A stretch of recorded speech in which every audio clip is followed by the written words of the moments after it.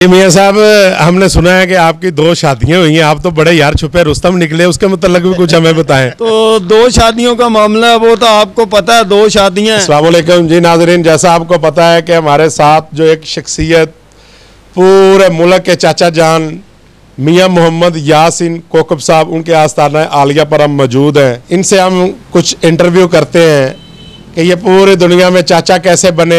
इनके साथ और भी कुछ सवालात हैं, जवाब ये हमें देते हैं, आप खुद ही सुन लीजिए। अस्सलाम वालेकुम जी मियां साहब, क्या हाल है? वालेकुम अस्सलाम व रहमतुल्लाहि व बरकातहू। अल्हम्दुलिल्लाह साहब, अल्लाह का बहुत एहसान है जी। जी मियां साहब, मुझे ये बताएं कि लोग पूछना चाहते हैं कि आपका किस गांव से तल्लक है, आपके पढ़ाई कितनी है और किस स्कूल से आपने तालीम हासिल की, इसके मतलब ज़रा थोड़ा सा बताएं। मैं अल्हम्दुलिल्लाह पत्तों की शहर है मेरा, तहसील चूनी है, उसके साथ है हुसैन खां वाला चक नंबर 8, उसमें हाई स्कूल है।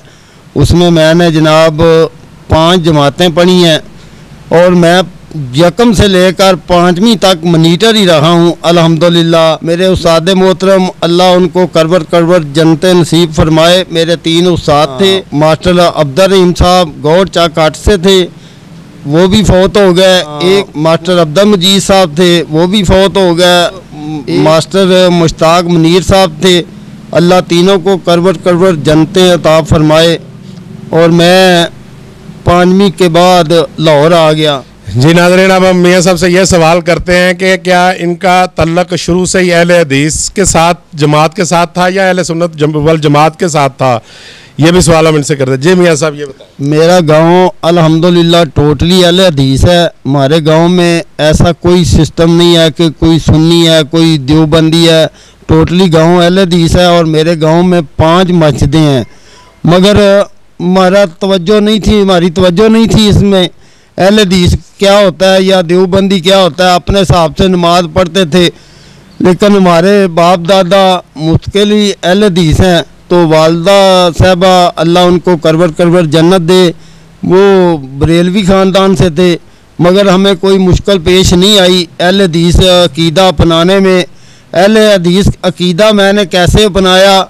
मैं एक मस्जिद में जुमा पढ़ता था, बरेलवियों की मस्जिद थी, लाहौर में सांदा के करीब है, कृष्ण नगर आखिरी बस स्टॉप।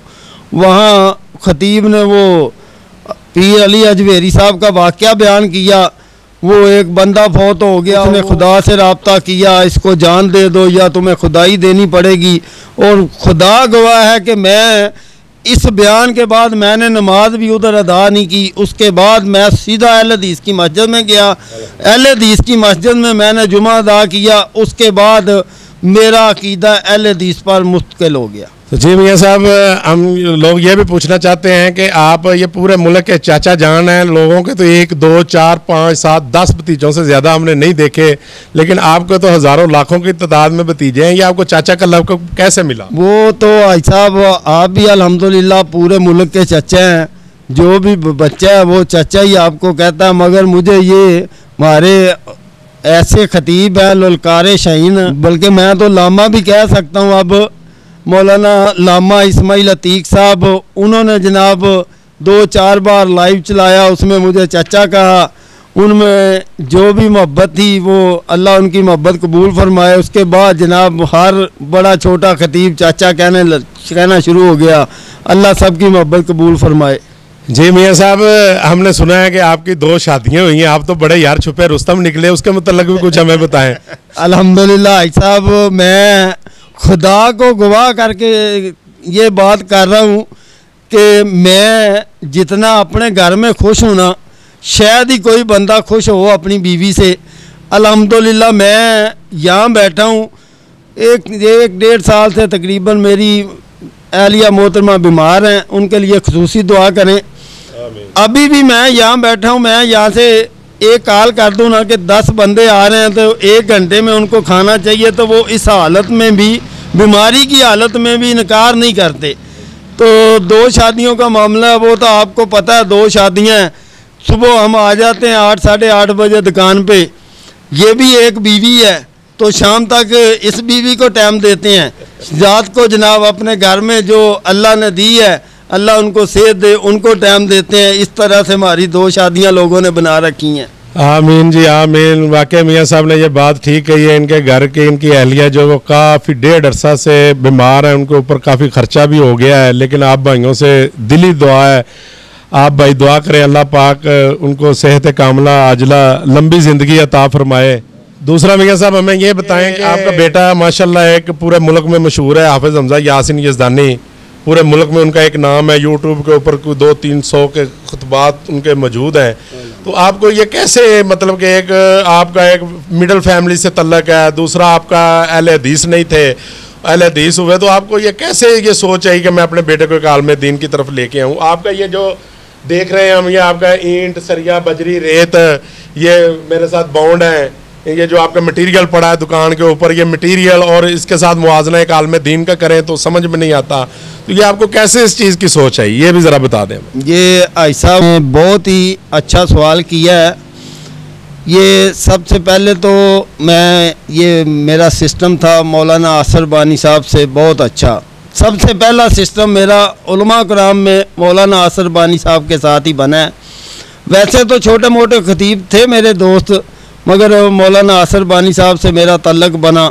उसके बाद मैं वान मार्केट के पास मस्जिद अशरफ, उसमें प्रोग्राम था, बानी साहब आए थे, मौलाना आसर बानी साहब ही आए थे, लेकिन आसर बानी साहब से इतना तल्लक नहीं था उस वक्त। तो मैं उधर बयान सुनने गया, तो बयान के एंड पे ना मौलाना हनीफ बानी साहब लोगों में नामात तकसीम कर रहे थे जो तलबा ने कुरान पाक हिफ़्ज़ किया था। तो मेरे दिल में ख्वाहिश आई कि काश आज मेरा बेटा भी हिफ़्ज़ मुकम्मल करता तो मेरा भी नाम मस्जिद में पुकारा जाता। लेकिन सोचने में तो कोई अर्ज नहीं है ना, अल्लाह ताला ने फरमाया कि जो दुआ दिल में आए करो, मैं कबूल करने वाला हूँ। खैर जनाब, मैं इधर से तकरीबन 1 बजे के करीब गया, मैं जाके सो गया। सुबह हाफिज़ हमज़ा यासिन यज़दानी साहब की वालदा ने मुझे जगाया, हमज़ा स्कूल नहीं जा रहा। तो मैंने कहा क्यों नहीं जा रहा अभी स्कूल? तो आप साहब ने बताया जी कि मैंने स्कूल नहीं जाना, मैंने हिफ़्ज़ करना है। तो खुदा गवाह है कि मैं इतनी नींद में था कि मैं उठ के बैठ गया। मैंने सोचा वाह मालिका तू कितना बेपरवाह है। तो मैंने एक दुआ नहीं की, दिल में सोचा है कि काश मेरा बेटा भी हिफ़्ज़ होता तो मेरा भी मस्जिद में नाम पुकारा जाता।